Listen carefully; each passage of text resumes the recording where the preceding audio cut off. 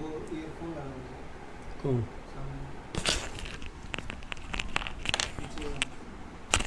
हम्म? तो क्या कुछ बोलूं भी? चेक करिए ना, पूछिए आवाज़ आ रही है सामने कुछ।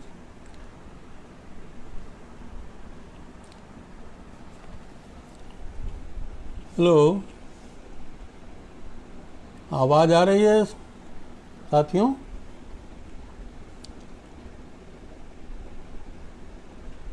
आवाज़ आ रही है मेरी? ठीक है। स्वागत तो हो रहा है, लेकिन कोई बता भी दे कि आवाज़ आ रही है।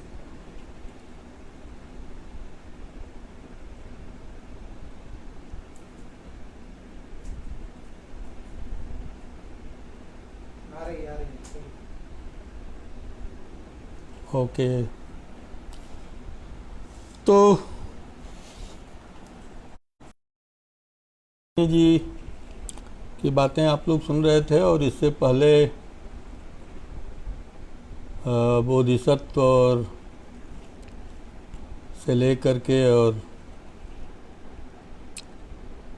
राजेश जोशी तक और तमाम लोगों को आपने सुना। मैं सबका नाम नहीं ले रहा हूँ। बहुत काबिल और इस विषय के बहुत अच्छे जानकार और समझ रखने वाले, और सबसे बड़ी बात कि अब तक कविता के रचयिताओं, एक थोड़ा सा इसमें एक अंतर है कि मैं उस तरह से कविता का रचनाकार नहीं हूँ जैसे तमाम लोग बोले। मैं कविता का शुद्ध पाठक हूँ, और मैं अपने को इस योग्य नहीं समझ पा रहा था कि मैं इस पर बोलूँगा या नहीं, लेकिन मित्रों का आग्रह भी एक दुर्निवार चीज़ होती है, और उसे स्वीकारना भी एक मजबूरी होती है। और मैंने कहा कि ठीक है, मैं आऊँगा। तो आप सब लोगों का स्वागत, आप सब लोगों को नमस्कार, आदाब, प्रणाम, सत श्री अकाल, जय भीम, लाल सलाम, सब कुछ आप लोगों के सम्मुख में अपनी बात रखने के लिए अब उपस्थित हूँ। मैं अपनी बात शुरू करूँ इससे पहले मैं कुछ और बातें रखना ज़रूरी समझ रहा हूँ। मेरे पास वो शब्द नहीं हैं, सहज सरल शब्द, कि मैं कहूँ कि इन दिनों हालात कैसे हैं और सुनकर लोगों के दिल चिथड़े चिथड़े हो जाएं। मेरे पास ऐसे सहज और सरल शब्द नहीं हैं, लेकिन सड़कों पर जो दृश्य गुजर रहा है वो ऐसा ही है। अगर हम सड़कों के उस दृश्य को देखें, हमारे प्रधानमंत्री ने तो इतना भर कह करके चुप्पी साध ली या पल्ला झाड़ लिया कि हम तो चाहते थे कि मजदूर रुकें, लेकिन संकट के समय घर जाना एक इंसानी फितरत है। भूख के बारे में नहीं बोले, लेकिन मैं आपसे जो कहना चाहता हूँ ये कि यह इंसानी फितरत, यानी कि मैं अगर कहूँ तो यह पेट की आग यानी क्षुधा की आग, और अचानक अपरिचित हो गए शहर में, अचानक अपरिचित हो गए कार्यस्थलों में। जब ये अचानक सब अपरिचित हो गए तो जिनको हम जानते हैं, जिन पेड़ पौधों को जानते हैं, जिस धरती को जानते हैं, उसके स्नेह की आग भभक उठती है। और ये भूख की आग, ये क्षुधा की आग, और यह स्नेह की आग, यह प्रेम की आग एक ऊर्जा बन गई। हजारों हजार किलोमीटर, 2-2 हजार किलोमीटर, यह मामूली बात नहीं है। ये अचानक नहीं होता। इस आग का चारों तरफ दहकती हुई आग मुझे दिख रही है, और ये आग जिसमें मुझे ये साफ कहने में कोई गुरेज नहीं है कि जो हमारे देश के वास्तविक रचनाकार हैं उनके सामने यह जो हमारी सरकार है वो मुजरिम है। वह उन वास्तविक रचनाकारों की मुजरिम है और ऐसे वे लोग भी जो इससे दूर खड़े हैं वे भी अपराधी हैं, दंडित हैं। उसमें हम भी हो सकते हैं, आप भी हो सकते हैं, कोई भी हो सकता है जो उनसे दूर खड़े हैं। तो ये बात जब मैं कह रहा हूं तो उस मध्य वर्ग के एक उस हिस्से की बात कर रहा हूं जिसके बारे में कभी मुक्तिबोध ने कहा था कि स्वार्थों के टेर यार कुत्तों को पाल लिया। मुझे लगता है कि बात आगे बढ़ गई है थोड़ी। जिन्होंने स्वार्थों के टेर यार कुत्तों को पाला था वो खुद टेरियार कुत्तों में बदल गए हैं।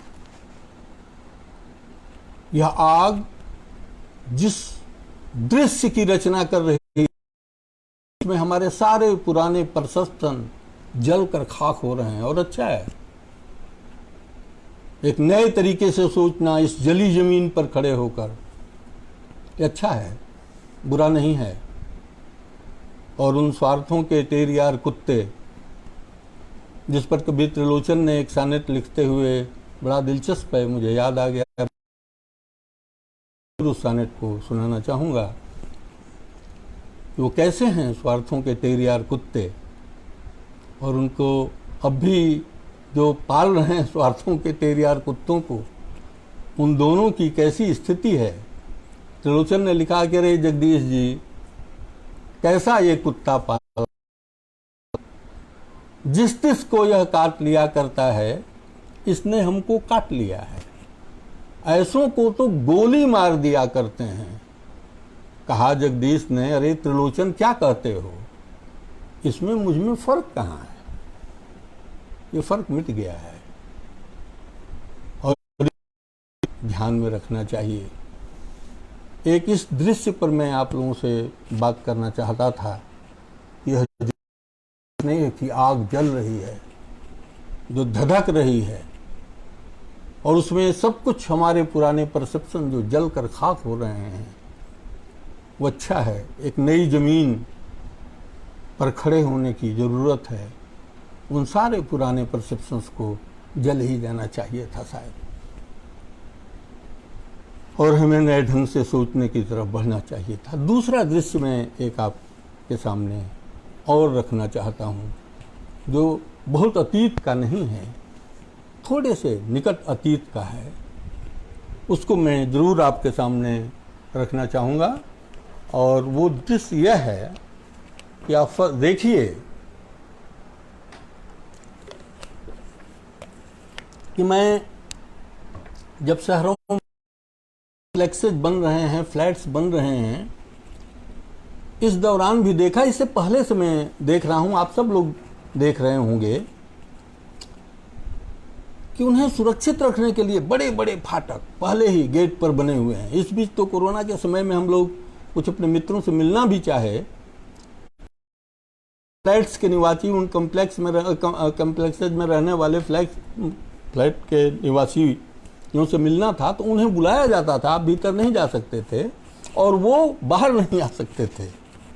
तो ठीक है, ये लॉकडाउन के काल में, लेकिन ये केवल लॉकडाउन की बात नहीं, बहुत पहले से आप देखिए बड़े बड़े वहाँ बंदूक लिए हुए लोग खड़े, आपका नाम, रजिस्टर, सुरक्षा सुरक्षा सुरक्षा। इस कदर सुरक्षा की मांग, जैसे उसने स्वतंत्रता शब्द को विस्थापित कर दिया हो। सिक्योरिटी सिक्योरिटी सिक्योरिटी उसने सारी, और स्थापित होती है तो जान लीजिए कि उसमें एक भनक तानाशाही की आ जाती है। आपके अधिकारों के कटौती की शुरुआत हो जाती है। आपके स्नेह संबंधों के खत्म होने की शुरुआत हो जाती है। सब कुछ को औपचारिकता में बदल दिए जाने की शुरुआत हो जाती है। लेकिन ठीक उसी के मध्य 2016 में हमें लगता है जेएनयू से रोहित वेमुला के मृत्यु के बाद एक जैसे झंझावात खड़ा होता है,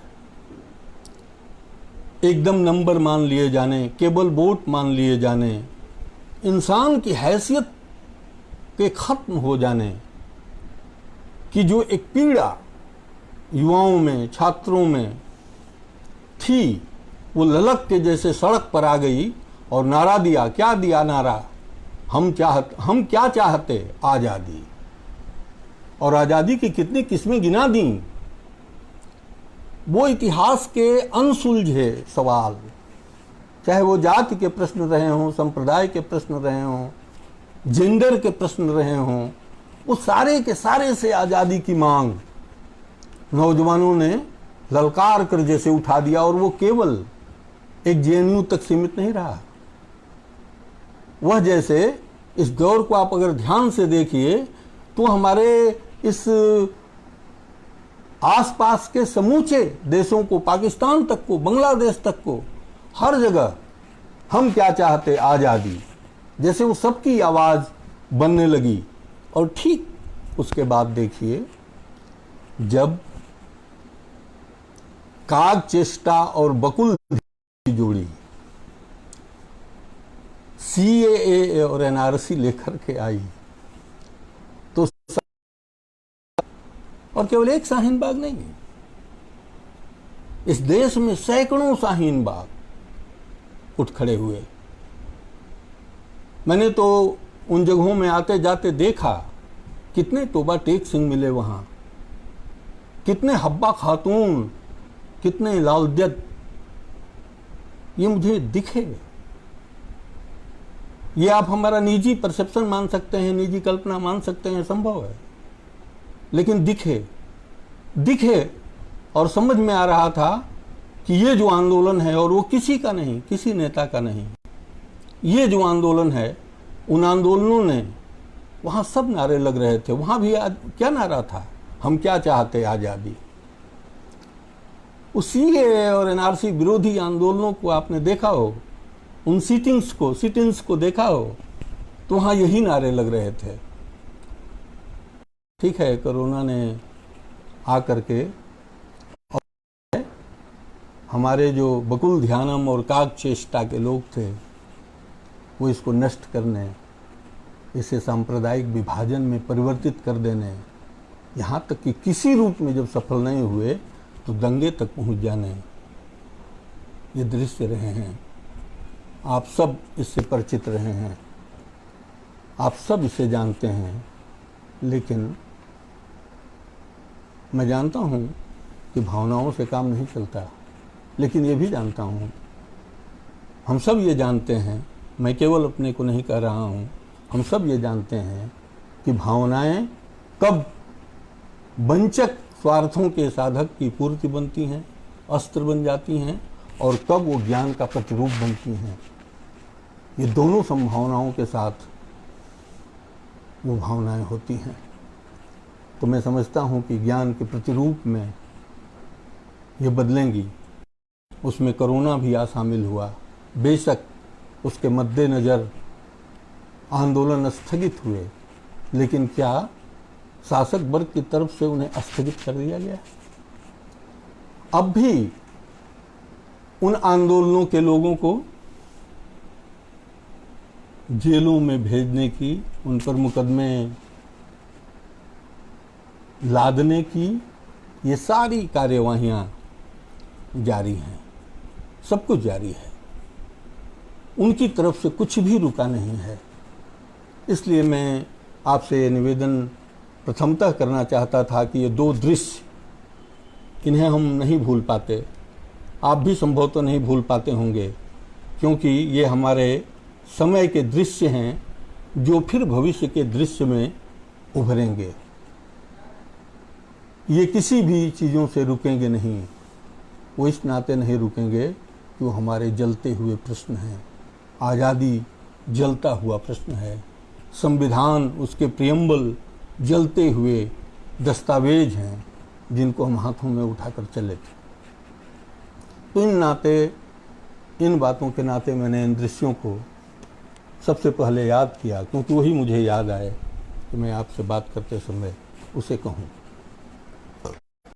बात जो मैं अब इस विषय के संदर्भ से आना चाहता हूँ, जिसमें ये यादें उस विषय से संबंधित हैं,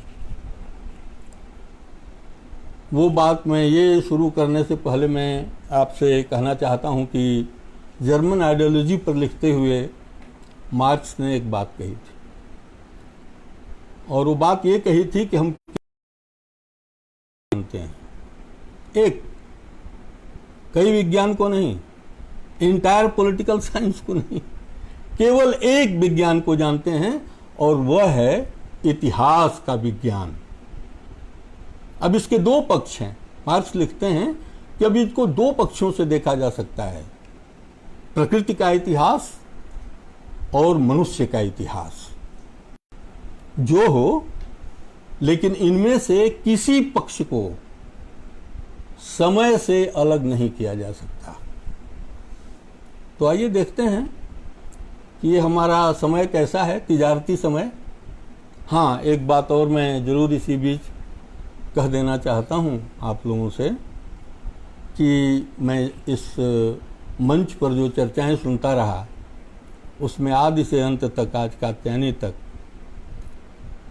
मुक्तिबोध रेफरेंस पॉइंट बने रहे, अन्य किन्हीं भी कवियों के उल्लेख से ज़्यादा। ये मैं अन्य कवियों के बातों को कम करने के लिए नहीं, लेकिन अचानक मुझे विनोद शुक्ल के एक साक्षात्कार जो पंकज चतुर्वेदी ने लिया था, उसकी एक पंक्ति याद आई। पंकज, हम लोग भी जब विनोद शुक्ल से मिलने गए थे तो मैंने इसको उनके सामने रखा और मुस्कुराए और कहे कि हाँ।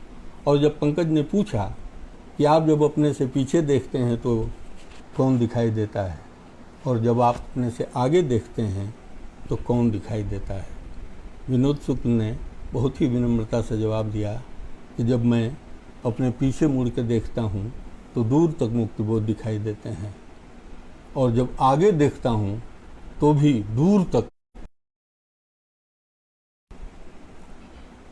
तो मैं भी शायद इन अर्थों में कई बार शायद मुक्तिबोध का जिक्र आए, और मैं पहले से आपसे इसलिए निवेदन कर देना चाहता हूँ कि वो रेफरेंस पॉइंट मुक्तिबोध बने हुए हैं, उसकी वजहें हैं। मैं उन वजहों में बहुत नहीं जाऊंगा, लेकिन जो मैंने मार्क्स का उदाहरण दिया, तो मुक्तिबोध के ब्रह्मराक्षस का लाइन है कि किंतु युग बदला। लेकिन हमारे यहाँ तो आजकल विश्व गुरु होने के जो विद्वान हैं, वो बहुत पहले से ही बहुत रेशमी भाषा में बहुत सारी बातें करते रहे हैं इस विश्व गुरुता की, और वो कहते रहे हैं कि हमारे यहाँ अतीत व्यतीत नहीं होता। तो उनके लिए सब सनातन है, उनके लिए समय का कोई माने मतलब नहीं है। उनके यहाँ हर चीज कालातीत है, और जो कुछ जैसे है वैसे ही है और वैसे ही रहेगा, यह धमक है। ये भारतीय मन है, नो, ये भारतीय मन नहीं है। लेकिन इसके विस्तार में मैं नहीं जाऊंगा। मुक्तिबोध ने इस धारणा को इसी के लिए नहीं लिखा, मैंने इस पर ये कि किंतु युग बदला, वो आया कीर्ति व्यवसायी। ये केवल वस्तुओं की तजारत नहीं करता, यह कीर्ति का व्यवसायी है।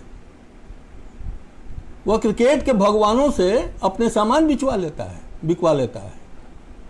वो सिनेमा के महानायकों से वो क्या कहते हैं, ठंडा ठंडा कूल, वो रत्ना तेल या क्या उसका नाम है, बिचवा लेता है। वो कीर्ति व्यवसायी है। यहां तक कि वो झूठे कीर्ति के स्तंभ खड़ा करता है और हमारे आपके दिमाग में उन्हें बड़ा बना देता है, और हम आप भी मान लेते हैं, क्योंकि ये छवियों का युग है कि हाँ ये है, और उनसे फिर वो अपनी बातें कहलवाता है, और तमाम लोगों को लगता है कि जब ये कह रहे हैं तब तो सही ही होगा, और ऐसे लोगों को भी खरीद लेता है। जो उससे दृढ़ लड़ाइयां लड़े रहते हैं।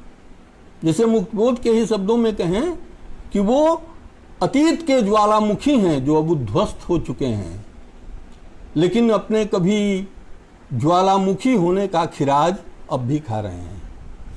तो ऐसे लोग भी उसके यहाँ हैं। बड़ों बड़ों को बांध रखा है गधा बनाकर अपने घर में। तो मैं उसी पंक्ति की अगली पंक्ति कह रहा हूं कि ऐसों से तुम क्या लोगे दोगे।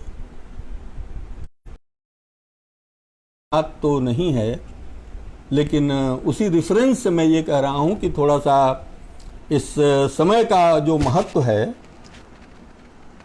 मानव के इतिहास में भी और प्रकृति के इतिहास में भी, तो दोनों आज सर्वनाश के किनारे खड़े हैं। और लालच के इस कीर्ति व्यवसायी युग ने दोनों के को समाप्त करने की जैसे खाली हो।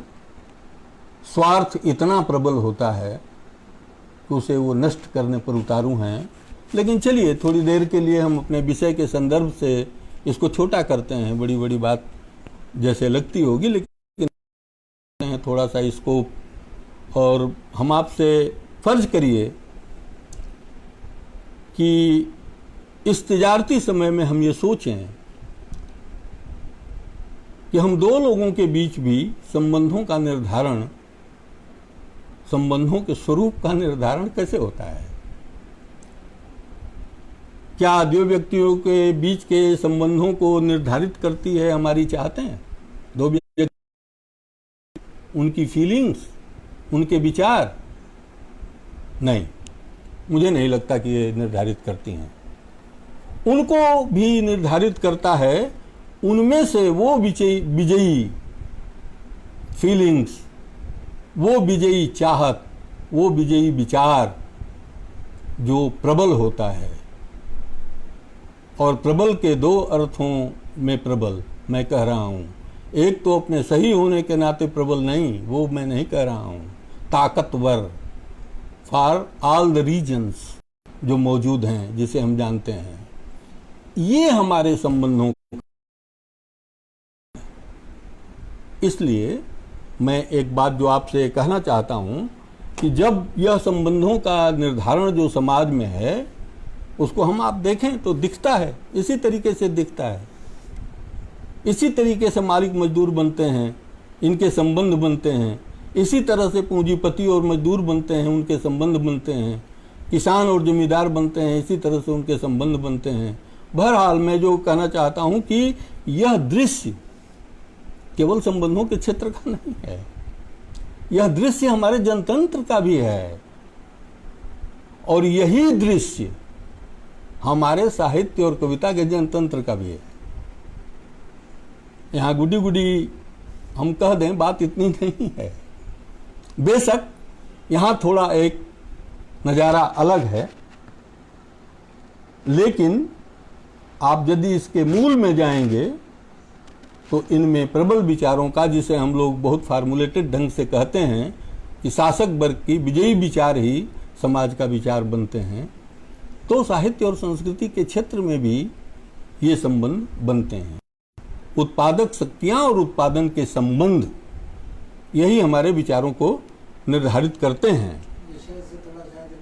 तो थोड़ा सा मैं जो बात कह रहा था कि इन बातों के साथ आइए थोड़ा हम लोग ये देखें कि आए अपने विशेष स्थितियों में। तो आज जो ऐसी स्थिति आई, क्यों ऐसी स्थिति मुझे लगता है कि इसलिए आई कि आप फ्रांसीसी क्रांति से लेकर के और हमारे आज़ादी के समय तक को देख लीजिए, जितने सुंदर वचन दिए गए थे हमारे नेताओं द्वारा, वो लगभग आज सारे के सारे अपने व्यंग चित्र में बदल गए हैं।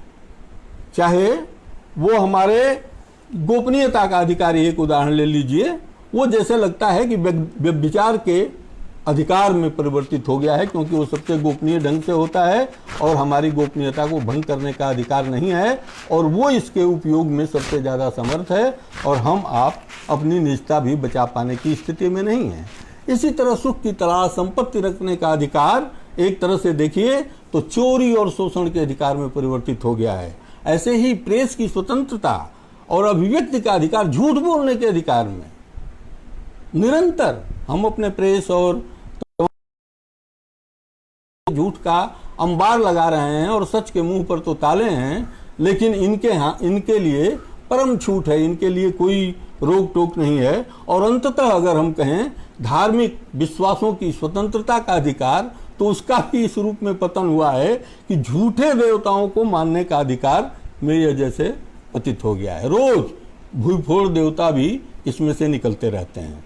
तो बहरहाल मैं ये कहना चाहता हूँ कि इसकी जड़ें अगर हम आप देखें तो मुक्तिबोध ही जब अपने जनतंत्र की शिनाख्त अपने समय में कर रहे थे तो उन्होंने ये कहा कि यह सामंती जड़ों से उच्छिन्न लेकिन अपने रगों में अब भी सामंती खून बहता है। हमारे जनतंत्र, जिस जनतंत्र के हम वासी हैं उसके रगों में सामंती खून बहता है, यह उसकी एक जड़ है। तो मैं आपसे इतनी बातें कहने के बाद मैं जो बात कहना चाहता हूं कि अगर आप साहित्य के राजनीति का देखें कि साहित्य में, कविता में जो राजनीति चलती है वह राजनीति क्या है, तो मैं उस राजनीति के देखिए कई रूप हैं। उस राजनीति में कुछ तो चकल्लस है, इलाहाबादी भाषा में मैं कहूँ तो, जिसका कोई बहुत मतलब नहीं होता, लेकिन चिकोटियाँ काटी जाती हैं और एक दूसरे को चिकोटियाँ लोग काटते रहते हैं, कुछ गहरी भी चिकोटियाँ काट देते हैं। तो उनको मैं बहुत ज़्यादा साहित्य के उसको कुछ काम आती होंगी, जैसा राजेश जोशी जी भी कह रहे थे, लेकिन मैं उसको बहुत ज़्यादा अपने निशाने में मैं नहीं रख रहा हूँ। लेकिन साहित्य की एक राजनीति देखिए बड़ी जो करीने से होती है, उस पर मैं एक बिल्कुल दूसरे उदाहरण से आना चाहता हूँ। मैं अपने एक रिश्तेदारी में जाता था, वहाँ एक जमुना नाम के दलित, अति पिछड़े दलित समाज से आने वाले खेत मजदूर हैं। वो कविताएं भी लिखते हैं।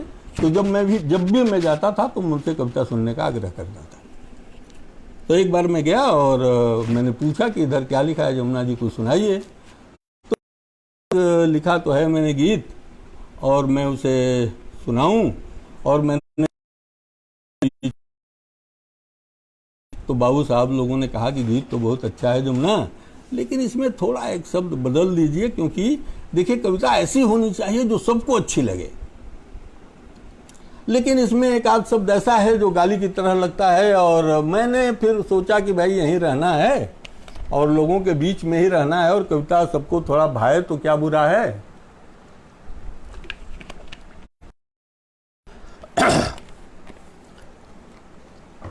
तो मैंने वो सब बदल दिया। तो मैंने कहा पहले आप अपना ओरिजिनल सुनाइए और फिर बदला हुआ सुनाइएगा। तो मैं उसका मुखड़ा आपको सुना रहा हूं, क्योंकि मुखड़े में ही वो सारी बहस आ गई थी। वो मुखड़ा में उन्होंने सुनाया कि हरवा माने हल, हरवा कैसे जोती बड़ा कड़ा घाम बा, आ मालिक नमक हराम बा न। तो बोले कि इसी नमक हराम पर बाबू साहब लोगों ने कहा कि थोड़ा गाली गलौज लगता है, इसको थोड़ा बदल दीजिए। तो मैंने पूछा कि तो आप में क्या बदल देने से ठीक रहेगा। तो देखिए ये भी बड़ा दिलचस्प है कि उन्होंने कहा कि इसको बदल करके बेईमान कर दीजिए, ये चलेगा। यानी कि हरवा कैसे जोती बड़ा कड़ा घाम बा, मालिक बेईमान बा ना। लेकिन नमक हराम सुनने के लिए नहीं, वो कह रहा है कि ये गाली है। फिर मैंने सोचा कि अच्छा मैं जमुना जी से ही जानना चाहूं कि आपने नमक हराम क्यों लिखा था। तो मैंने उनसे पूछा, तो उनसे जब मैंने पूछा तो उन्होंने कहा कि मैंने तो ये सोच करके लिखा कि भाई करते तो हम सब लोग हैं, एक जमीन उनके नाम है, लेकिन उस जमीन पर सारा खून पसीना तो हम ही लोगों का गिरता है। उस पर भी जिस तरह है या जो मेहनत की मजूरी है या जो व्यवहार है जो भी है वो तो ठीक नहीं है। कमाई हमारी खा वो लोग रहे हैं और हम ही को उल्टा गाली दी जाती है। तो क्या ये हमारा नमक नहीं है?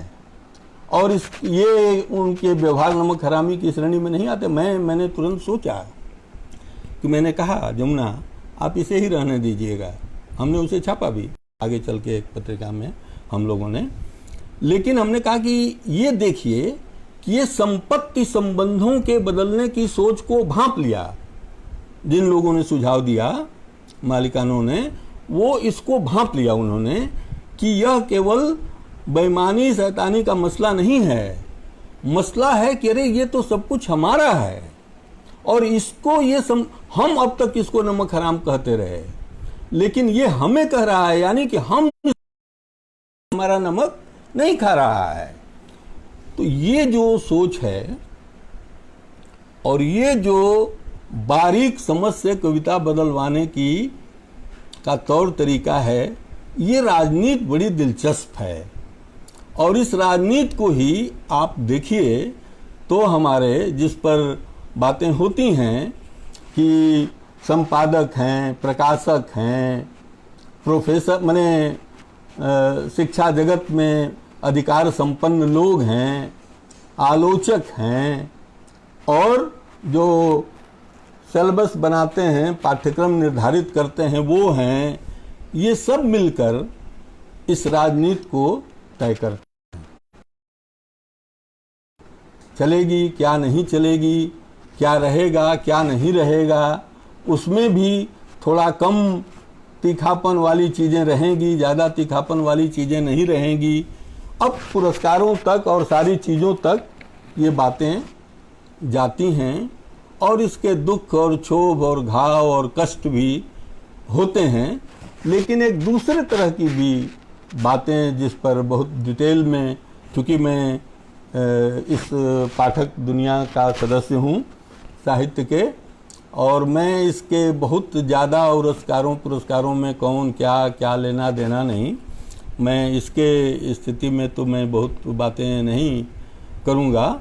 लेकिन एक राजनीति जिस पर चर्चा जरूर, मतलब वो राजनीति है, वो परिप्रेक्ष्यों की राजनीति है, दृष्टिकोणों की राजनीति है, अनुभवों के टकराहट की राजनीति है, नए और पुराने की है, वर्चस्वशाली संस्कृति और प्रतिरोध की संस्कृति है। जो मैंने आपसे ऊपर कहा कि संबंधों का निर्धारण कैसे होता है, तो वो विजयी विचार, विजयी फीलिंग्स, विजयी चाहतों का ही निर्धारण द्वारा ही निर्धारित संबंध होते हैं।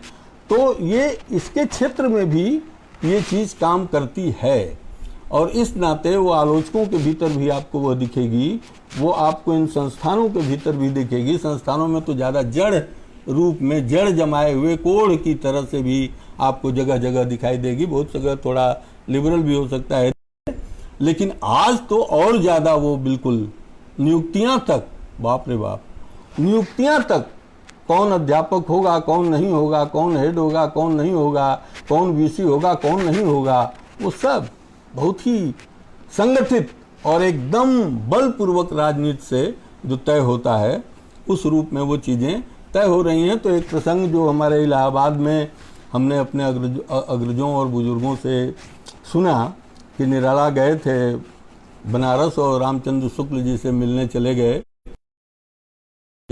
विभाग यूनिवर्सिटी में, और शाम को जब तो इक्के से लौटते थे शुक्ल जी, तो से जब दोनों लोग लौट रहे थे तो आगे दूर एक गधा रेंक रहा था और रामचंद्र शुक्ल ने मुस्कुराते हुए कहा कि छायावादी कवि का अभिनंदन हो रहा है।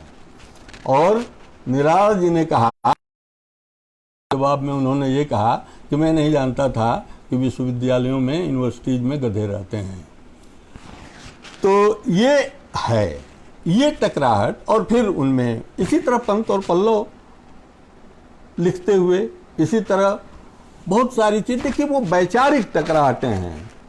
और आप देखिएगा तो मुक्तिबोध के निबंधों में आप पाइएगा, इस तरह के चकल्लसों में नहीं, लेकिन मुक्तिबोध के निबंधों में पाइएगा के भीतर वैचारिक संघर्ष जितने जबरदस्त हुए हैं, राजनीतिक संघर्ष जितने जबरदस्त हुए हैं, वो ज्ञानात्मक हैं और उन्होंने आगे की राहें खोली हैं।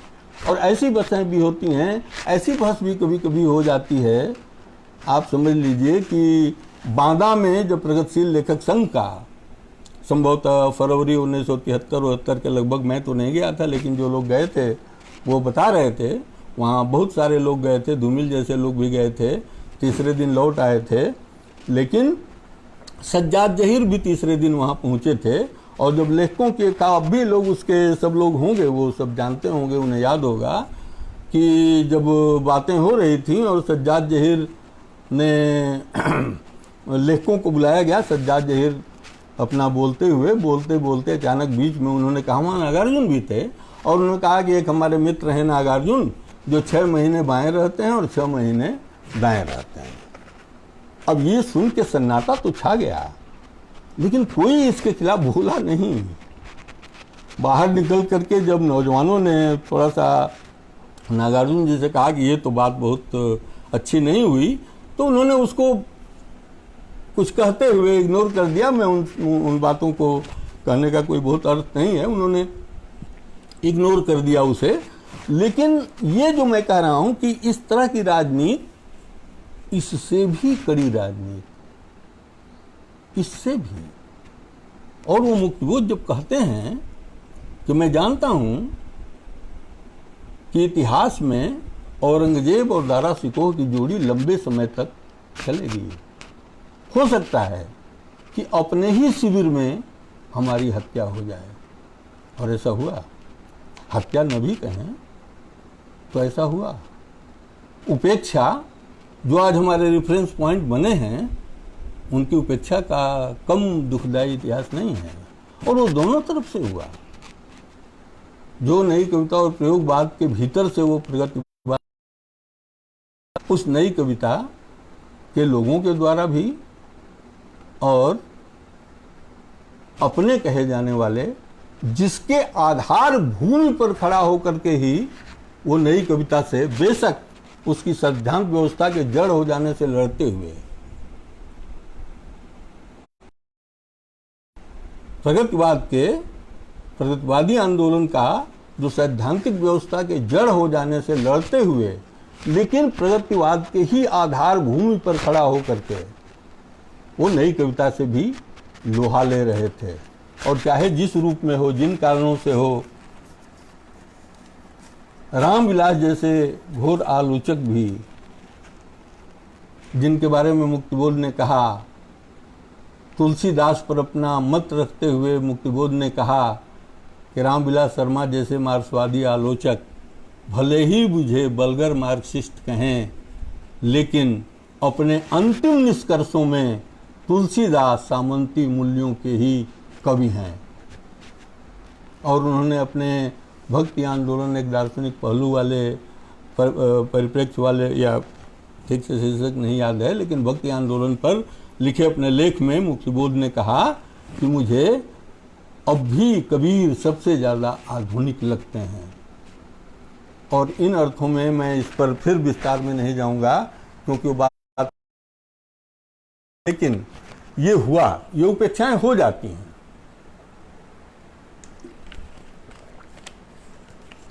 और रामविलास शर्मा पर ये कहते हुए भी मुक्तिबोध ने ये लिखा, लेकिन ले देकर हिंदी साहित्य के क्षेत्र में एक रामविलास जी ही हैं जो कुछ लग करके काम कर रहे हैं। अब उस काम पर उनकी बहसें भी रह सकती हैं, वो अलग बात है। तो मैं आपसे ये कहना चाहता था, और वो रामविलास जी ने भी मुक्तिबोध को इस रूप में, चाहे नामवर सिंह से अपना हिसाब किताब बराबर करने में हो या जिस रूप में भी हो, नामवर सिंह ने भी एक तरह से, लेकिन वो हिसाब किताब बराबर करने में चाहे जैसे भी हो, इस बात को स्वीकार किया रामविलास जी ने भी कि नई कविता के कलेवर पर शीत युद्ध की छाप है। यह सूत्रीकरण और यह देख लेना, ये मुक्तिबोध नहीं किया हम लोगों ने सबसे पहले, और ये बात बहुत महत्वपूर्ण है। युद्ध की छाप नई कविता के कलेवर पर देखी, तो ये लड़ाइयाँ चलती हैं। मेरे कहने का मतलब यह है कि ये सारी चीज़ें चलती हैं, और इसमें कुछ चिकोटियाँ भी हैं कि हाँ तो वहाँ चौहान भी होगा, ये चिकोटियाँ हैं। लेकिन इसमें महत्वपूर्ण बहसें भी होती हैं। यहाँ तक मैं आपसे कहूँ, नक्सलवाड़ी के आंदोलन के बाद जो साहित्य पैदा हुआ, तो क्या वामपंथ ने उसकी दुर्गति नहीं की? उसे केवल श्रीकांत वर्मा से लेकर तमाम लोगों ने, श्रीकांत वर्मा ने तो एक समीक्षा ही लिख दी थी, गोरख का एक लेख, गोरख पांडे का, वो खो गया, नहीं तो बहुत महत्वपूर्ण लेख होता, जो घटना के साथ शारीरिक सलूक में का जवाब देते हुए उन्होंने लिखा था। उसका मैं जिक्र तो अब क्या करूं, जब वो लेख ही नहीं है तो उसका जिक्र भी यही होगा कि कुहात होगी बकबक, इसलिए मैं उसका जिक्र नहीं कर रहा हूं। लेकिन मैं कहना ये चाहता हूं कि इस प्रक्रिया के भीतर से ये सारी चीज़ें जो बहसों में आती हैं, तो नक्सलवाड़ी के बारे में भी हाँ ठीक है। जब नए कविता के नए प्रतिमान, देखिए हम लोग इलाहाबाद के उस साहित्यिक परिवेश में थोड़ा सा बड़े हुए, भी स्वीकार करना चाहिए, जहाँ बड़े बड़े दिग्गज थे, विजय देवनारायण शाही, डॉक्टर रघुवंश, राम स्वरूप चतुर्वेदी, उस समय के सभी स्थापित लोग, उस समय आलोचना से लेकर रचना के क्षेत्र तक में तूती बोलती थी जिन लोगों की, वो सारे लोग, लक्ष्मीकांत वर्मा जैसे लोग, ये सारे लोग रचना के क्षेत्र में भैरव प्रसाद गुप्त से लेकर के, मार्कंडे से लेकर के, दूधनाथ जी से लेकर के, नए में सत्यप्रकाश जी तक, राजेंद्र कुमार जी तक, ये सारे लोग थे। तो वो एक पॉलिमिक्स जिसे कहते हैं, तो वो पोलेमिकल डिबेट में, उस ताप में जो हम लोगों को कुछ सीखने को मिला, वो भूलने लायक नहीं है। और उसका क्षरण हुआ है, इस बीच उसका क्षरण हुआ है। मैं आपको बताऊं, विजय देवनारायण शाही एक बार अपने हिंदुस्तानी एकेडमी में और इतिहास और दुनिया भर की तकरीरों के साथ, बातों के साथ उन्होंने ये कहा कि रीतिकाल प्रगतिशील और स्वस्थ मन की कविता है, और प्रगतिशील है और स्वस्थ मन की है। जहाँ तलवार पर प्रेम कविता भी लिखी जा रही हो, वो स्वस्थ मन होगा और वो प्रगतिशील ही होगा। बहरहाल अचानक बीच में कोई बड़ा आदमी नहीं, बिल्कुल एक छोटा बड़ा कहना गलत है, एक आदमी सामान्य सा पाठक सा उठ खड़ा हुआ और उसने कहा कि मैं शाही साहब की तरह इतिहास में न भटक पाऊंगा, न भटका पाऊंगा आपको, लेकिन शाही साहब का ये कहना बिल्कुल सही है कि रीतिकाल बिल्कुल प्रगतिशील और स्वस्थ मन की कविता है। क्योंकि जब नायिका रोने लगती थी और उसके आंसुओं से बाढ़ हो जाती थी, तो नायक को खोजने के लिए विजय देवनारायण शाही ही चप्पू चलाते हुए, नाव खेते हुए उस बाढ़ में जाते थे। इनके भुजन देख लीजिए कितने मजबूत हैं। और ये सब लोग हंसने लगे, शाही जी भी हंसने लगे। तो मैं ये कह रहा हूं कि ये जो पॉलिमिक्स है, बहस है, उससे मनमुटाव नहीं, टकराव होगा। लेकिन मनमुटाव को उसमें बहुत जगह नहीं मिलनी चाहिए। और हम लोग जिस परिवेश में, हम लोगों तक ने जिस तरह की बहसें की, बिल्कुल नए विद्यार्थी के समय में भी, और जिस तरह का उन लोगों ने उन पर जवाब और जिस तरह की बातें होती थी, वो जो कहा, एक बार इसी तरह के टकराव में विजय देवनारायण शाही ने कहा कि वामपंथी आपस में जब लड़ते हैं तो अकालियों और निरंकारियों की तरह लड़ते हैं, और दूसरे आ जाते हैं तो सब मधुमक्खी की तरह एक हो जाते हैं, दौड़ा लेते हैं सबको। तो ये सब बातें जो हैं जारी रहती हैं, और ये सब साहित्य की राजनीति के भीतर और पुरस्कारों से लेकर के तमाम जगह, मैं ये कह रहा हूँ कि जो संबंधों का स्वरूप निर्धारित होता है, जो उत्पादक शक्तियों और उत्पादन के संबंधों का स्वरूप होगा, उससे बाहर जा करके इन बहसों का स्वरूप नहीं होता। और उसके दायरे में ही उसके सेट्स बनते हैं। उसका सेट्स एक यूनिवर्सिटी बन सकता है, एक शहर में भी बन सकता है, एक पत्रिका बन सकती है, एक पूरा साहित्यिक परिवेश बन सकता है, उसमें सक्रिय लोग खेमा बन सकते हैं। ये सेट्स तो आपको दिखाई दे सकते हैं अलग अलग, लेकिन ये बनते हैं उसी प्रक्रिया के भीतर, जाने या अनजाने। हम कई बार को भी ढोते हैं।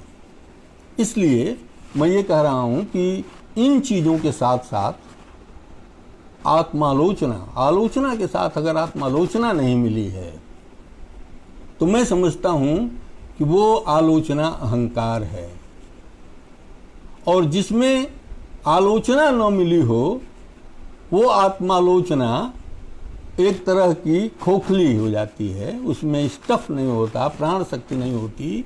इसलिए आलोचना के साथ आत्मालोचना और आलोचना के साथ ये दोनों युगपत शब्द हैं, एक साथ जुड़े हुए, एक छोटे से समाज से बंधे हुए, एक साथ आने वाले डायलेक्टिकली यूनाइटेड शब्द हैं। इसलिए कोई भी आलोचना हो, और मैं इस मामले में निष्णात मानता हूं मुक्तिबोध को, जितना आत्मभर्सना के हद तक आत्मालोचना और उतने ही दृढ़ प्रण होकर के गलत प्रवृत्तियों की मुखालफत लिखित रूप में, पीठ पीछे या इधर उधर नहीं, इस रूप में ये है। जब मुक्तिबोध कहते हैं ना, उस रूप में संभव होती है कि मैं छद्म की सीढ़ियां नहीं चढ़ा हूं, मैं जीवन की सीधी पटरी दौड़ा हूं, पटरी दौड़ा। तो मेरे कहने का मतलब यह है कि देखिए, ऐसे लोग भी मिलेंगे जिन्हें ये लगता है कि उनको वाजिब महत्व हिंदी साहित्य में नहीं मिला। उसमें इसको खामोश पी जाने वाले लोग और आपसी बातचीत में अपने इस दुख को प्रकट करने वाले लोग भी मिलेंगे। इसमें ऐसे लोग भी मिलेंगे जो इससे बहुत कुंठित हो जाते हैं और वो बहुत अनाप शनाप बकने पर भी उतारू हो जाते हैं और बहुत सारी बातें बोलने भी लगते हैं। हमें उनका भी बहुत ही आदर के साथ, सम्मान के साथ, आदर शब्द छोड़ दीजिए, सम्मान के साथ, प्रेम के साथ उनसे संलग्न होना होगा, उन्हें इंगेज करना होगा बातचीत में। क्योंकि जैसा यह कठिन समय है, मैं समझता हूं वो पंक्ति बहुत खासी है। देखिए, वो पंक्ति बहुत खासी है। और इस समय मैं एक बात तो इसी के साथ और कहना चाहूंगा कि यह आलोचना नहीं है कि आप एक सिरे से सबको खारिज कर दें। नो, ऐसा नहीं होता। एक तरह से कहिए सोशल सिंथेसिस भी, वाद विवाद संवाद ही नहीं, समाज में भी वाद विवाद संवाद के बावजूद एक सोशल सिंथेसिस डेवलप होती है और फिर उस सिंथेसिस के भीतर भी टकराव जारी रहते हैं जो आगे की सिंथेसिस को जन्म देते हैं। तो मेरे कहने का मतलब यह है कि ये वाद विवाद संवाद, जब मुक्तिबोध सारी आलोचना के साथ एक बात कहते थे, मध्यवर्ग की उतनी तीखी आलोचना शायद किसी ने नहीं किया हो और न आत्मालोचना उतना तीखी मुझे कहीं और दिखती है, उसका चरण होता हुआ ही दिखता है। तो जब वो कहते हैं कि आए बाएं साएं के सिवाय भी उसमें, खुद गर्ज हाय के सिवाय भी उसमें, अगर कुछ तेजस्क्रिय मणियों के गुण हैं तो उसे ले ले। ये लेना बिना संबंधों के संभव नहीं होता। इसलिए मैं साहित्य के क्षेत्र में ये जरूर कहना चाहूँगा कि आए बाएं साएं के सिवाय भी, लेकिन एक प्रवृत्ति ये बढ़ चली है और सोवियत संघ के पतन के बाद इसमें कुछ इजाफा हुआ है और ये शासक वर्गीय प्रवृत्ति है। मैं आपसे कहना चाहता हूँ कि सब कुछ को खारिज करो। अभी तो एकदम चला हुआ है कि हमारे सिवा ने इतिहास सही था, माने हमने जब इच्छा की तभी से संसार चक्र चलना शुरू हो गया।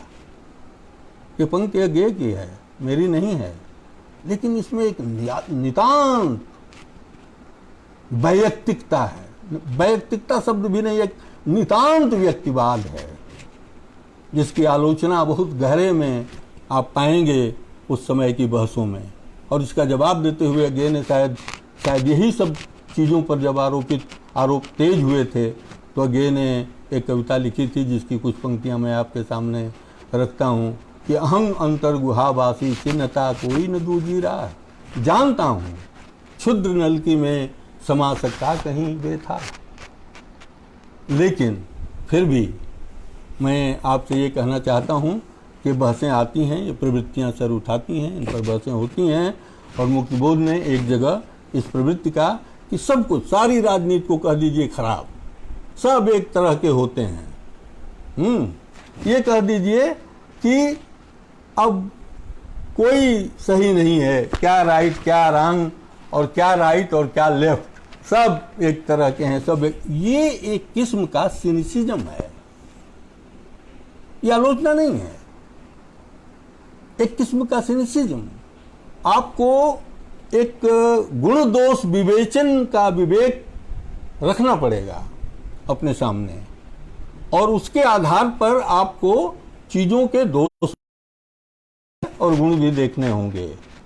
नहीं तो इस तरह का सिनिसिज्म, अब सोचिए गांव में भी आमतौर पर भी लोग कहते हैं सारी सरकारों के सारे सब लूटने खाने वाले होते हैं, सब यही होते हैं, लेकिन आप जरा देखिए इन सारी चीजों के बावजूद आता कौन है सामने? वही जो लूट पाट को और मजबूती से चलाता जाता है, उसमें से निकल करके वही आता है। इसलिए हमारी आलोचना समाज के हित में होनी चाहिए, समाज के लिए होना चाहिए, आत्मालोचना को भी उसी दिशा में होना चाहिए। आत्मभर्सना तक जाने वाली आलोचना को भी आत्महत्या में नहीं बदलना चाहिए। इस अर्थ में मैं इन बातों को कह रहा था कि ये जो साहित्य की राजनीति है इस पर थोड़ी बात हो गई। अब मैं कविता के वर्तमान पर थोड़ी बहुत बात आपसे जरूर करना चाहता हूँ। मैं समझ रहा हूँ कि चीज़ों में बिखराव होगा, लेकिन आपको अब मुझे थोड़ी देर तक अगर सुन लीजिए तो अच्छा होगा मेरे लिए भी, और शायद मुझे आपके जो राय मिलेंगी उस नाते भी मेरे हक में होगा। और ये खुला होना चाहिए खुद को भी। हम तो इस परस्परता के साथ में जो कविता के वर्तमान पर मैं बात कर रहा हूँ कि सोवियत संघ का पतन, फिर मैं टाइम में जा रहा हूँ कि वह समय 90 सोवियत संघ के विघटन का, उसके पतन का, और दूसरा बाबरी मस्जिद के विध्वंस का।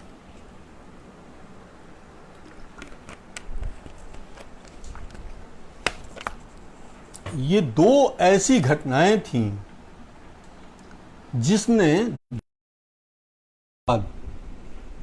दिलों के विभाजन की फिर एक पीठिका तैयार कर दी, और सोवियत संघ के पतन ने भ्रम का, संशय का, संदेह का, सिनिसिज्म का, निहिलिज्म का, एक तरह से कहिए सारे के सारे प्रवृत्तियों के लिए खुली छूट, खुला आबाद, और जिसको जी चाहता था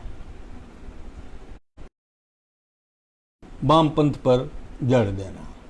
ठीक है, कोई बात नहीं, हम वामपंथ को भी सीखने के लिए तैयार रहना चाहिए, हर हमेशा सीखने के लिए तैयार रहना चाहिए। लेकिन ये बात हुई। थोड़ी एक बात और इस संदर्भ में मैं कह दूं, इसी सिलसिले से मुझे याद आ गई बात। अब मैं उस पर बहुत बहस तो नहीं करूंगा, लेकिन मैं ये कहूँगा कि ये जो जाति का प्रश्न है, और ने कहा कि वामपंथ ने इसमें देर से ध्यान दिया, ये एक अर्थ में बिल्कुल सही बात है। लेकिन आप यह समझिए, मैं किसी अन्य कारणों से नहीं कह रहा हूँ, आप ध्यान से देखिए तो नक्सलवाड़ी की कविता को भी ध्यान से देखिए और उसके आंदोलन को ध्यान से देखिए, तो वामपंथ के भीतर जो ये नया उभार, वामपंथ ने नए सिरे से लीक छोड़ते हुए जो अपना रास्ता तय किया, वो सब उसने इस सवाल को अपने सामने रखा। उसने सबसे पहले, मुझे लगता है कि अम्बेडकर का मूल्यांकन सार्थक ढंग से किया। उसने सबसे पहले सभी चीज़ों को, जैसे वो आंदोलन ही शुरू हुआ, बिल्कुल एक उसको कहा ही जाता था कि ये दूसरे लोगों का आंदोलन है, और गरीबों में वो नाम लेकर के कि ये चमारों का और सियारों का और इस तरह लोगों का आंदोलन है। हमने उसे कभी भी ये नहीं माना। और हाशिए की शक्तियाँ, मुझे इस मामले में भी एक बात कहनी है अपने दोस्तों से, अपने साथियों से, कि देखिए सच्चाई तो यही है कि जो हाशिए की ताकतें हैं वही मुख्य धारा हैं, और जो मुख्य धारा हैं वो हाशिए की ताकत की तरह से विवश हैं रहने को, हाशिए की ताकत। इन्हीं के बीच में जो संबंधों का निर्धारण, जो मैंने पहले ही वो अपनी प्रस्तावना शुरू करते हुए बात की, प्रस्तावना शुरू करते हुए ही जो मैंने कहा कि संबंधों का निर्धारण कौन करता है, वो संबंधों का निर्धारण विजयी शक्तियाँ करती हैं, विजयी विचार, विजयी फीलिंग, जिनके पास उत्पादन के संसाधन और सारी चीज़ें, अब उस पूरे इतिहास में मैं नहीं जाऊंगा, उनके जरिए ये तय होता है। तो जो ये तय होता है वो हैं तो हाशिए की ताकत, चाहे वो विचार का आप रूप ले लीजिए, चाहे वो दर्शन का क्षेत्र ले लीजिए, चाहे साहित्य का क्षेत्र ले लीजिए, संस्कृति का क्षेत्र ले लीजिए, चाहे जनसंख्या के भीतर के विभाजन का और श्रम की में हिस्सेदारी का ले लीजिए, इन सारे अर्थों से वो हाशिए की शक्ति हैं। लेकिन उनके पास ही सारी शक्ति केंद्रित है, इसलिए वो मुख्य धारा कहलाते हैं। तो जब निर्धारण भले संबंधों का वो कर रहे हों, लेकिन उसी के साथ एक प्रतिरोध निर्मित होता है, उसी के साथ एक प्रतिरोध निर्मित होता है, और उस प्रतिरोध की ताकत जो होती है वह मुख्य होती है, जिसे हाशिए पर, इसलिए मैं हाशिए को मुख्य धारा में ले आने के विचार का स्वागत नहीं करता। बहुत स्पष्ट रूप से मैं कहूं, मुझे वो मुहावरा पसंद नहीं है।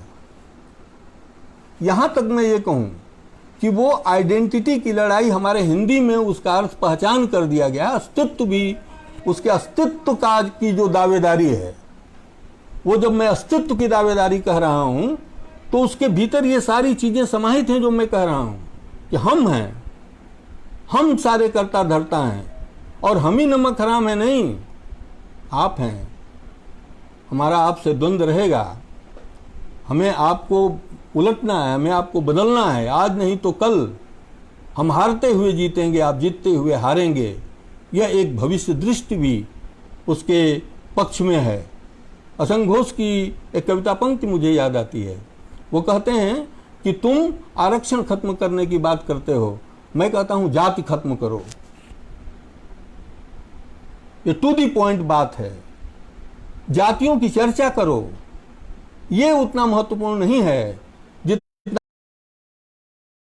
का जो कहना है कि जातियों का विनाश, और किस लिए, ताकि एक आजाद, बराबरी पर आधारित भाईचारे का समाज निर्मित हो सके, जिसे पूंजी कभी नहीं होने देगी, जिसने भीतर से उसे उलट दिया है इन सारे अर्थों को, जिस पर हम पहले जिक्र कर चुके हैं। इसलिए मैं उन साथियों से भी ये बात कहना चाहता हूं, और इसी तरह से स्त्री जेंडर के सवाल पर भी बेशक मैं ये मानता हूं हैं वो बहुत महत्वपूर्ण है समाज परिवर्तन के लिए। स्त्री, समाज की स्त्री दृष्टि और समाज की दलित दृष्टि। अब यहाँ दलित शब्द का मुझे प्रयोग वो करना भी चाहिए इन अर्थों में। तो ये महत्वपूर्ण हैं ये दोनों दृष्टियाँ। और जब हम ये मान रहे हैं कि ये नई शक्तियाँ हैं जो हमारे साहित्य में भी, हमारे कविता के वर्तमान में भी आ रही हैं, अपनी प्रबल दावेदारी के साथ आ रही हैं, तो इतना मान करके चलना भी पड़ेगा कि तब हमें इनसे कन्नी तो नहीं काट सकते, ये भी सच है, लेकिन तब हमें इनसे बहसों में उलझना पड़ेगा और बहुत ही गहराई से बात करनी होगी। नकारना नहीं होगा कि नाम ले लिया, मान लिया और बस हो गया। नहीं, वो सवाल उठ रहे हैं, उन सवालों के वहाँ गलत जवाब भी हैं। अगर मैं उस कविता की भी बात करूं तो उसके भीतर भी, जैसे मैंने असंग घोष की कविता का जिक्र किया, वहाँ भी इन सारी चीज़ों पर बहसें हैं। एकदम से एक तरफा उसे देखने की जरूरत नहीं है कि केवल वहाँ जाति जाति और जाति क्यों नहीं मानते, इस पर खाली बहस नहीं होती। इसके स्वीकार में, इसे विनाश के लिए बहसें हैं। तो इसलिए मैं ये कह रहा हूँ कि ये हाशिए और मुख्य, हाशिए को मुख्य धारा में नहीं जाना, मैंने मुख्य धारा का हिस्सा नहीं बनना है कि हम पाठ्यक्रम में शामिल कर लिए जाएंगे तो हो गया। हमें मतलब हिंदी हो गया, हमें आदिवासी कह दिया गया तो हम हाशिए के हो गए। नहीं, हमें ये लड़ना है, इसमें से भी चुनाव होता है। जैसा कहते हैं मार्क्स कि वो सर्वहारा के भीतर से भी अपना आदमी चुन लेता है शासक वर्ग। हमें इससे भी सावधान रहना है। हम इस अवसरवाद को खूब अच्छी तरीके से पहचानते हैं और हम इस चूज एंड पिक को भी अच्छी तरीके से समझते हैं। यह आत्मसंघर्ष भी उतना ही जरूरी है जितना संघर्ष जरूरी है। इसलिए मैं इन बातों के साथ जो मैं आपसे बात कहना चाहता था कि जब नए साहित्य के कविता के नए प्रतिमान पर पुनर्विचार कर आए बोलने के लिए निराला व्याख्यान माला में डॉक्टर नामवर सिंह, तो उन्होंने कहा, एक बात कही कि मुझसे एक चूक हुई कि मैंने रूपवाद की आलोचना या उसका खंडन रूपवादी आधार पर ही किया, उसके राजनीतिक आधारों को हमने नहीं देखा। लेकिन ठीक इसी समय मैं दुख के साथ कहना चाहता हूँ कि नामवर सिंह जी इस बात को भूल गए कि जिसको केंद्र में रख रहे थे यानी मुक्तिबोध को, उन्होंने ये काम उनके लिए छोड़ नहीं रखा था। उनका तो समूचा साहित्य ही शीत युद्ध के सांस्कृतिक साहित्यिक मूल्यों की राजनीति के खिलाफ रचे गए। उनका सारा निबंध, उनके सारे सैद्धांतिक बहसें, इवन उनकी कविताएं व्यक्ति स्वातंत्र का वादी छल नहीं सकता मुक्ति के मन को, जन को। कविता में कहने की आदत नहीं है, लेकिन कह देता हूँ, पूंजी से जुड़ा हुआ हृदय बदल नहीं सकता। अब उठाने ही हो, ये सब आप जानते हैं, मैं उस पर बात वो सब नहीं कहने जा रहा हूँ। लेकिन मैं आपसे ये कहना चाहता हूँ कि उन्होंने ये कहा उसमें, इसको स्वीकार करते हुए, और ये भी कहा कि ये मुझे तब ज़्यादा स्पष्ट हुआ नक्सलवाड़ी के आंदोलन के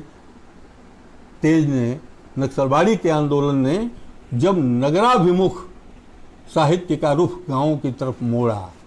हम उस पर जितनी बहस कर लें, उसके सही गलत होने पर जो भी बात कर लें, लेकिन साहित्य में उस योगदान को हम नहीं स्वीकार कर पाएंगे। लेकिन अब भी शायद मुझे लगता है कि इसको स्वीकार करने में हिचक है, तो संभवतः उस हिचक का एक कारण उसके नगराभिमुख होने में ही है अब भी।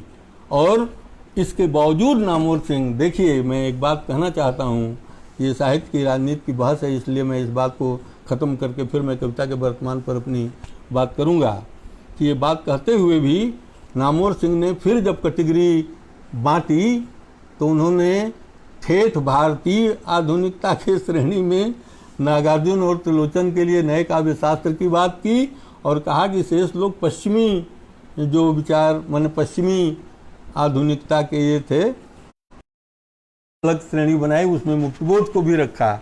मैं समझता हूँ कि मुक्तिबोध की कविताएं इसकी इजाज़त नहीं देती।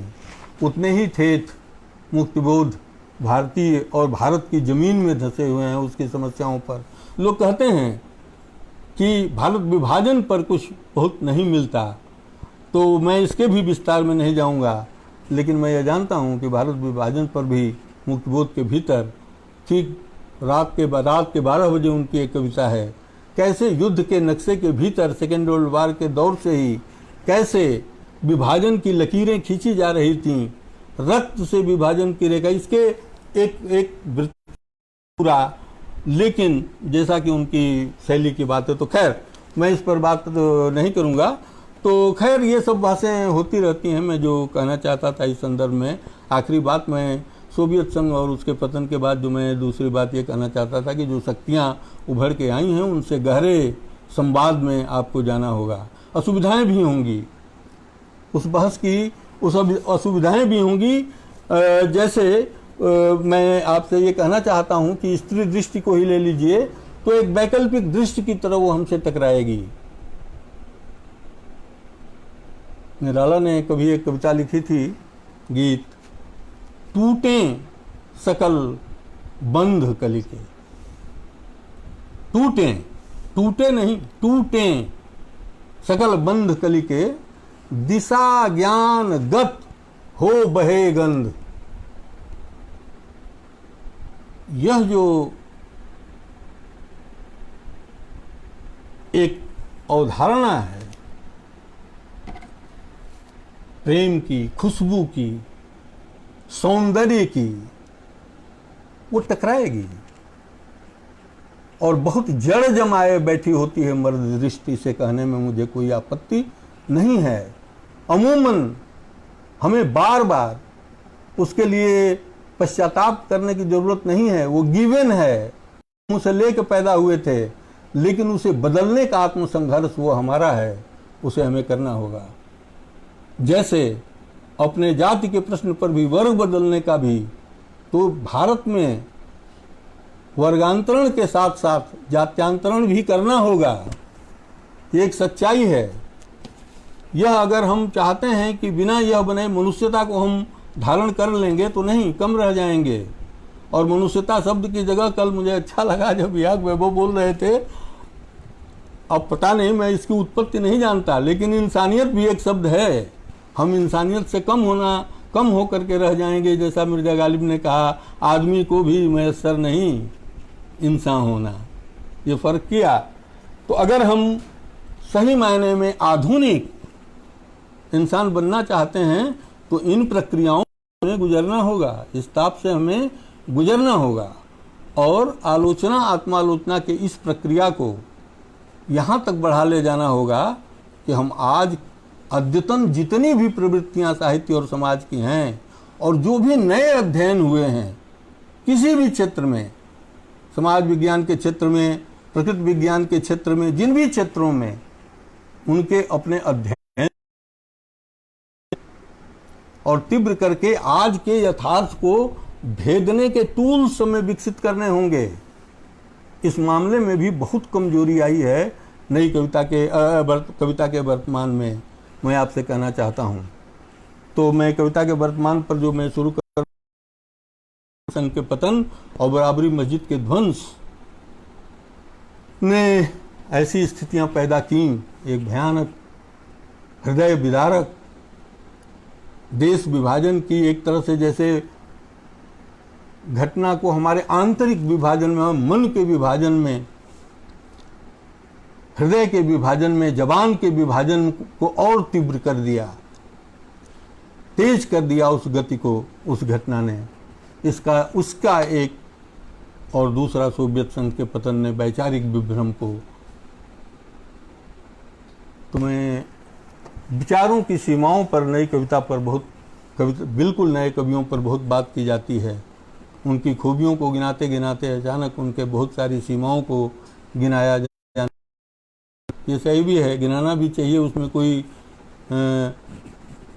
गलत बात नहीं है।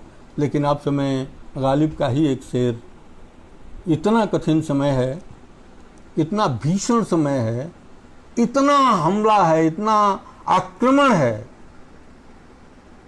और उसमें इस नई तकनीक प्रौद्योगिकी ने भी, सूचना प्रौद्योगिकी ने भी उस हमले को तेज किया है।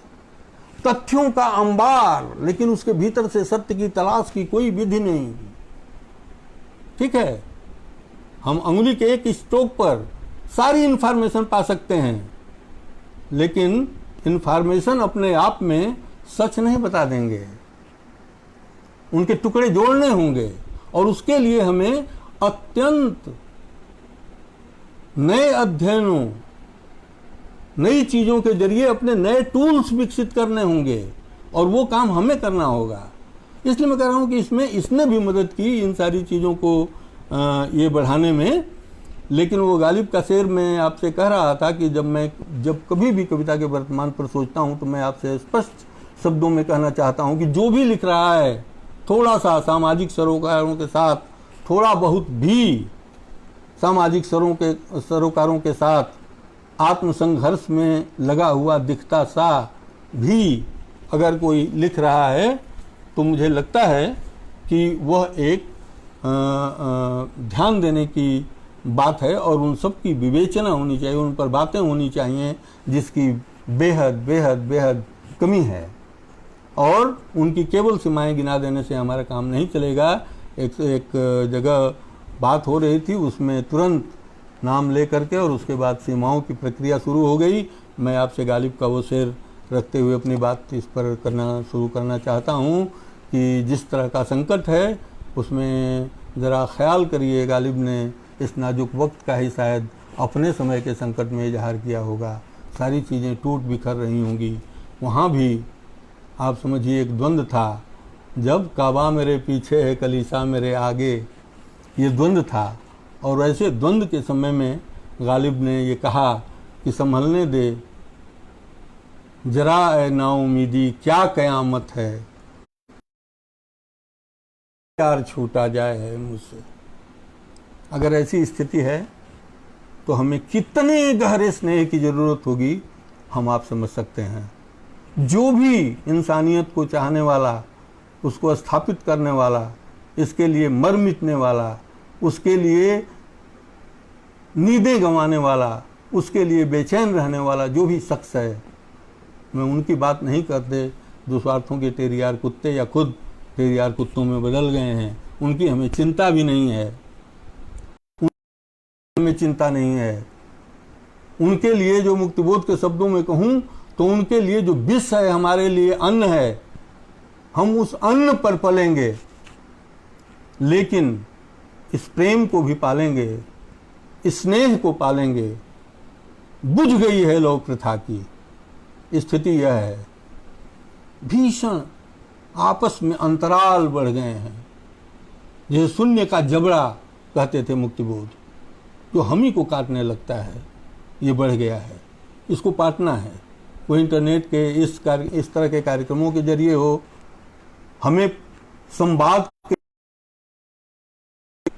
इस रूप में हो, जैसे भी हो, क्योंकि नाउमीदी भयानक है और हमें उम्मीद का उत्खनन करना होगा। अन्वेषण वो पड़ी हुई नहीं मिलती, वो होती नहीं, उसका उत्खनन करना होगा अपने से, अपने समाज के भीतर से, प्रकृति के भीतर से उसका उत्खनन। बैठे रहो, हल्का किए एक सम्मा को यारो, कुछ रोशनी तो है, हर चंद की कम है। कहां कहां से हमें अपने उम्मीद को उठाना होगा। ये कि जितना इस दौर में मुझे अच्छा लगा, देखिए हम माने या न माने, जिन आंदोलन की शक्तियों की चर्चा मैंने शुरू में की, उनके आंदोलनों के भीतर जो सबसे ज्यादा रमाशंकर विद्रोही, गोरख पांडे और भी दूसरे के मुक्तिबोध, फैज, सबसे ज्यादा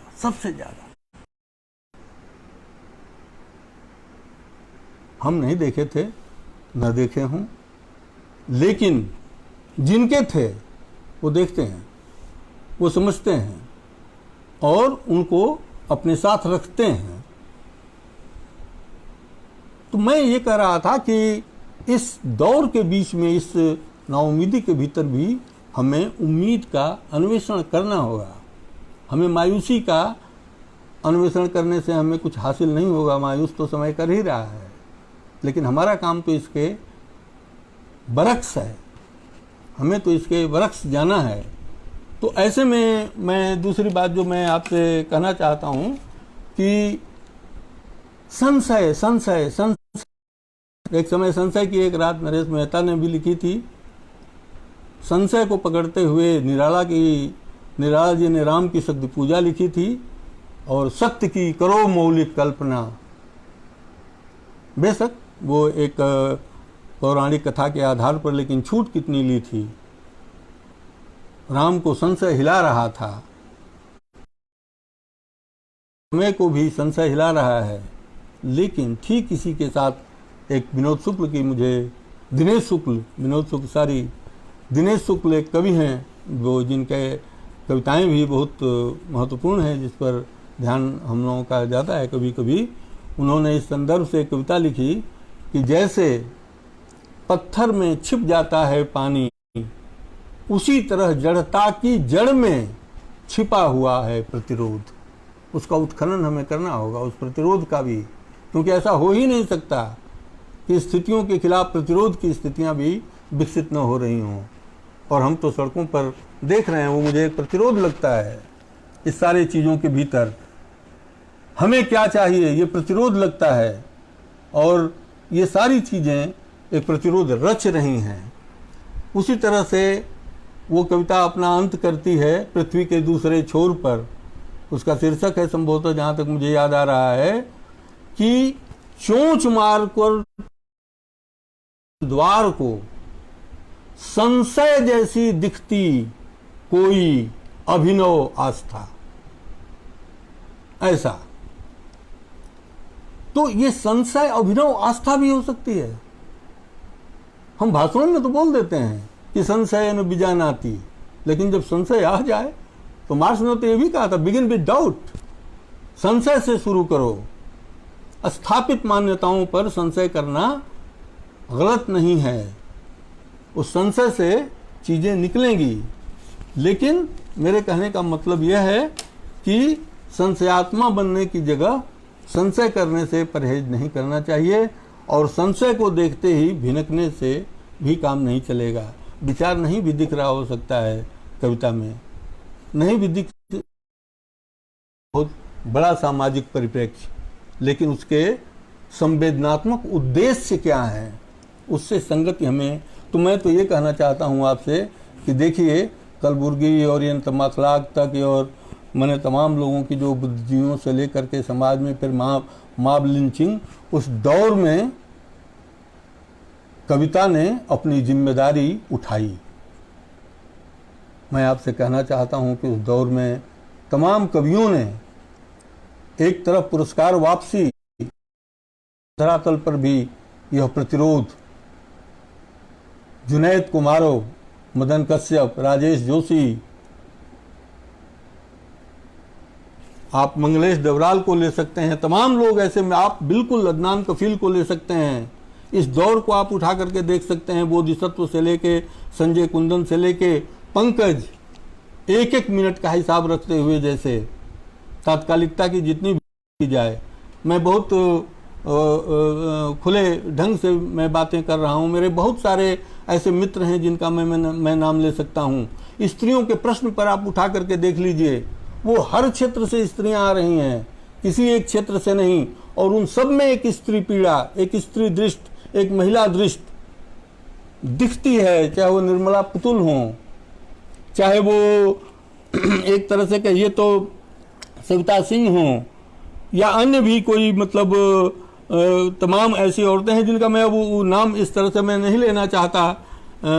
तमाम लोगों का बहुत नाम लेने में दिक्कत हो जाती है, लेकिन अगर नाम कहने को है तो मैं ये लिस्ट लेके बैठा हुआ हूँ, लेकिन इसको पढ़ दूंगा तो बहुत दिक्कत होगी। मैं इसका फोटो कभी जो चाहेंगे ठीक इसी रूप में मैं नाम वाम नहीं लेना चाहता, लेकिन मुझे ये बोल की प्रक्रिया में मैं ये सारी चीज़ें मुझे दिख रही हैं, इसलिए मैं कह रहा हूँ कि ये सारी चीज़ें हैं।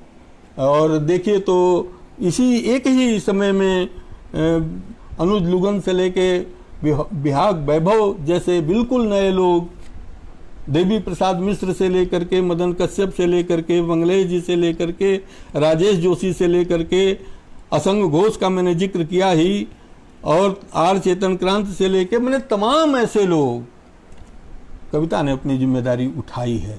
मैं आपसे कहना चाहता हूँ, उस दौर में, जिस दौर में ये सारी कविताएं आई, मैं आपसे बिल्कुल सहज और विनम्र ढंग से कहना चाहता हूँ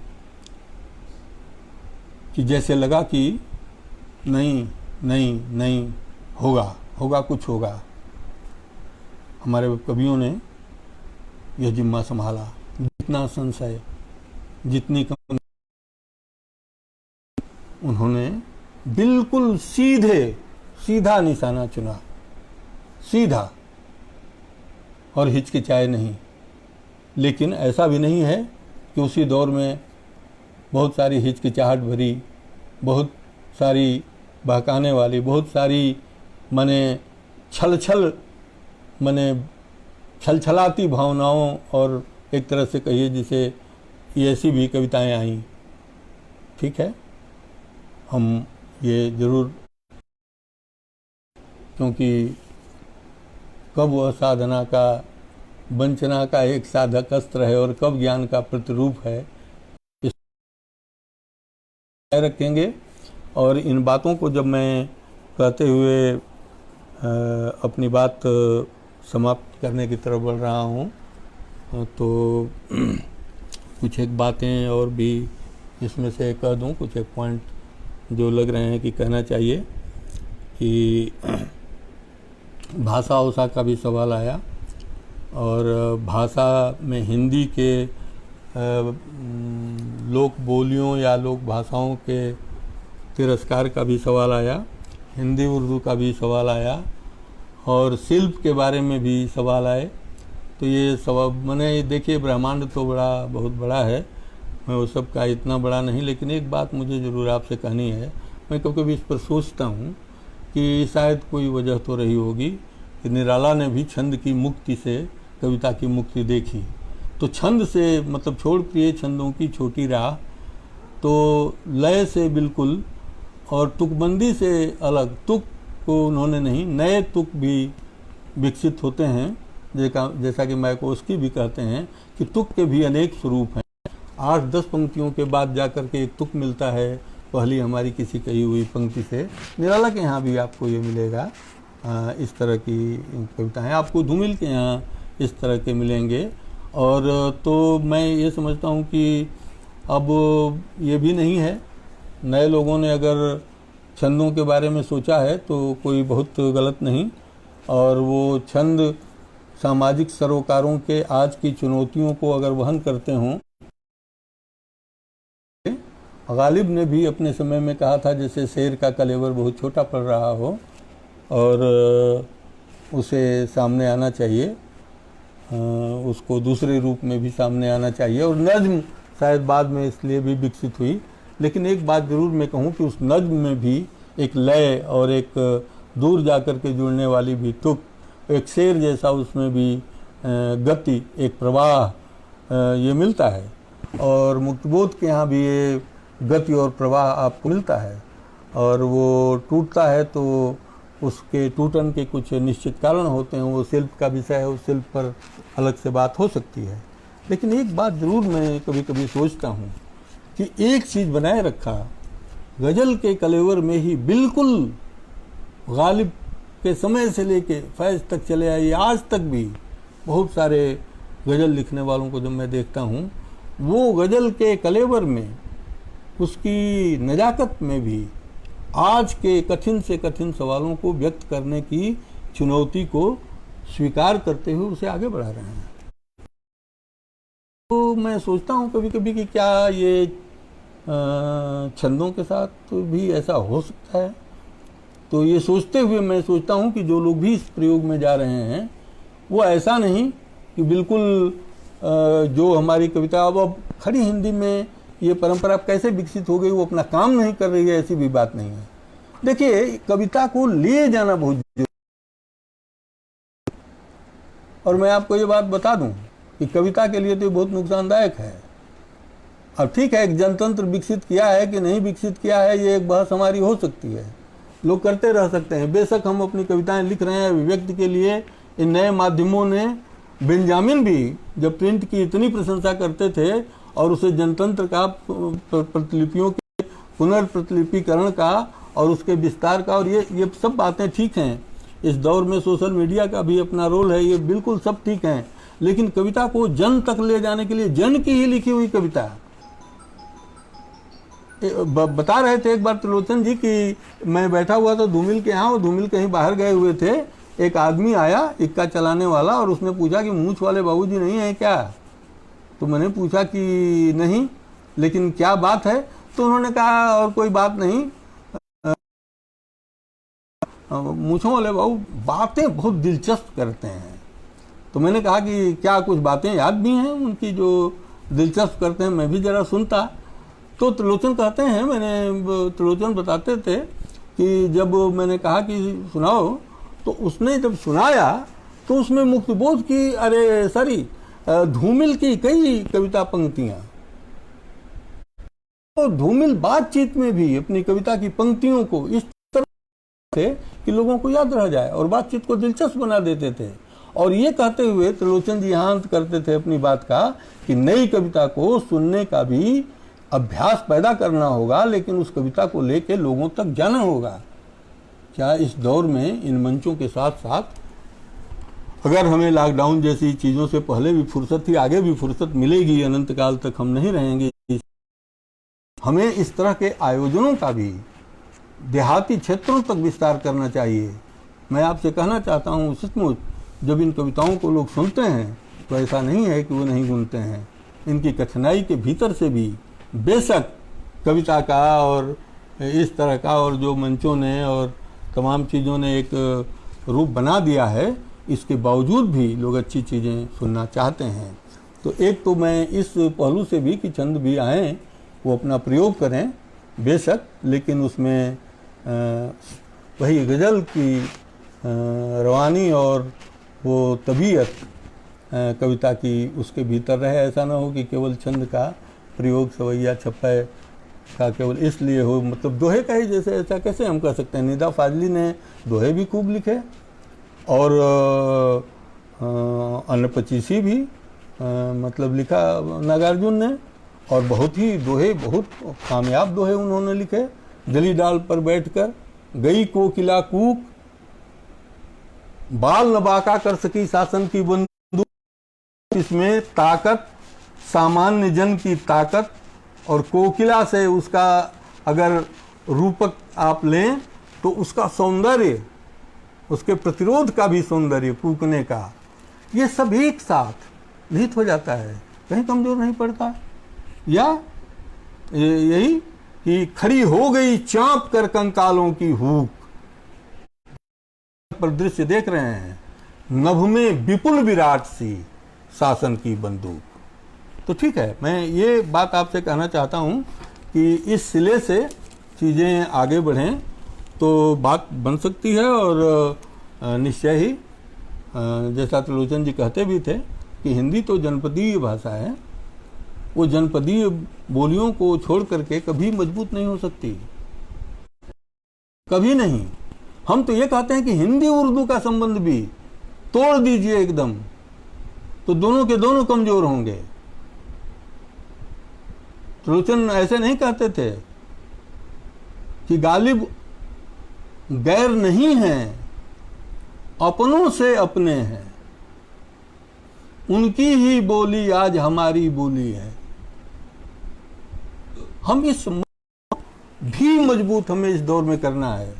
और मैं आपसे यही जब कह रहा था कि मैं इस दौर में, जब मैं घूम रहा था शाहीन बागों में, कई जगह मुझे जब जाने का, तो मुझे तोबा टेक सिंह टहलते हुए मिल जाते थे, वहाँ पहुँचते हुए मिल जाते थे।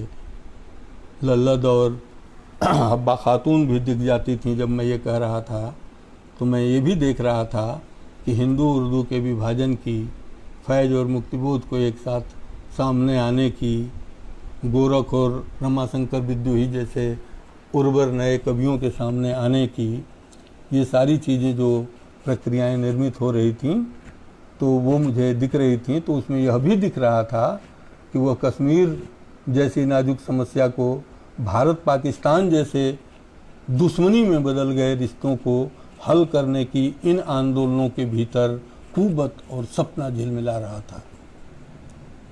इन बातों के साथ मैं अब आपसे इन टूटी बिखरी और बेतरतीब और कुछ आवेश और कुछ ऐसे बस अनुग्रह आपसे मैं यही करना चाहूँगा कि नामों की फहरिस्त में भी मत जाइएगा।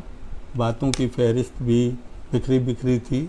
अगर वो कुछ काम आपके आई हों या सुनने में भी कुछ लगा हो कि इसमें सोचने लायक बात होगी, तो मैं सोचूंगा कि पंकज के दबाव को झेल लेने से मुझे कोई हानि नहीं हुई। इस मंच का भी मैं व्यक्त करूंगा कि उन्होंने भी फ़ोन करके कहा था कि आप बिल्कुल मत परेशान होइए, लेकिन मेरी परेशानी अपनी जगह थी। और मैं पुनः आपसे निवेदन करता हूं कि एक मेरी दिक्कत ये होती है कि जो इसमें सब नाम आते रहते हैं या कुछ बातें भी आई होंगी, ये मैं देख नहीं पाता हूँ बहुत ज़्यादा इसके ऐसे, और ये बार बार करना मुझे ठीक नहीं लगता। इसलिए मैंने नहीं की या उसमें कोई बातें भी उठी होंगी तो मैंने बिल्कुल उन्हें नकारने के ख्याल से नहीं देखा, ऐसी बात नहीं है।